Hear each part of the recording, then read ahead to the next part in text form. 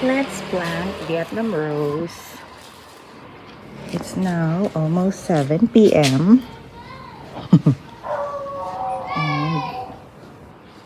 tanim tayo ng Vietnam rose. Sana mabuhay.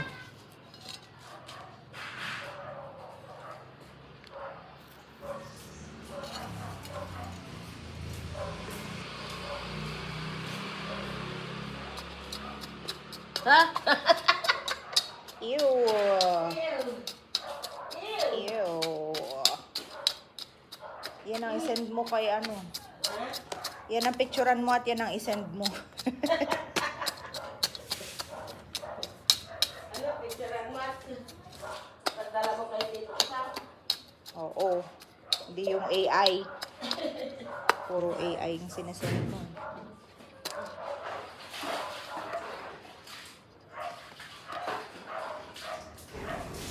My Aunt Lita and my cousin Christine gave me Vietnam rose cuttings several times last year and even a couple of months ago. I really wanted to root and propagate them in Baguio, but I just couldn't get them to survive.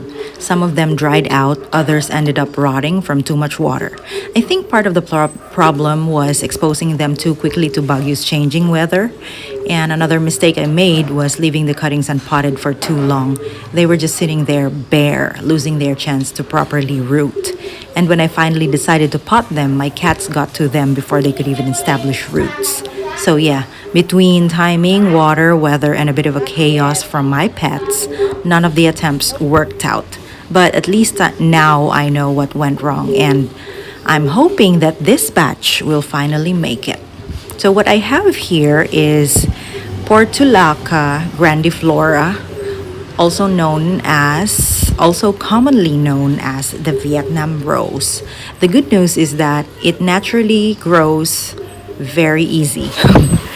But in the past, my attempts had failed mainly because of timing, moisture, and disturbance, not because it's a difficult plant, according to ChatGPT at least. So I searched on how to care for it, and she said that Portulaca cuttings don't like being left unplanted for long periods.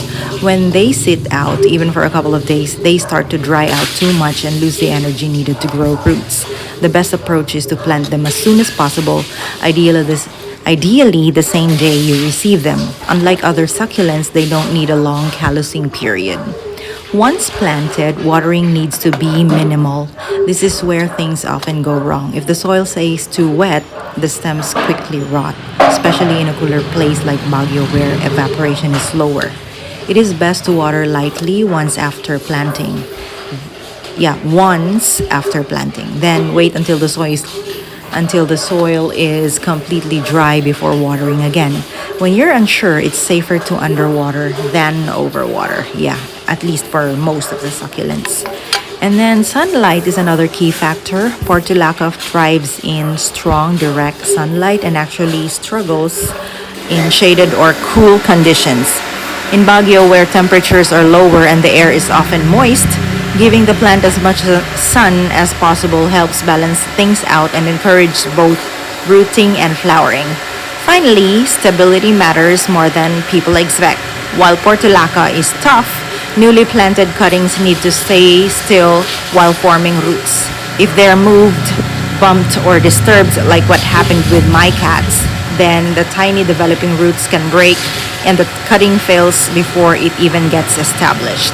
So, if you combine quick planting, very well draining soil, light watering, strong sunlight, and a protected spot, I should be able to see a big improvement. In fact, under the right conditions, Portulaca usually roots within a week and starts spreading not long after.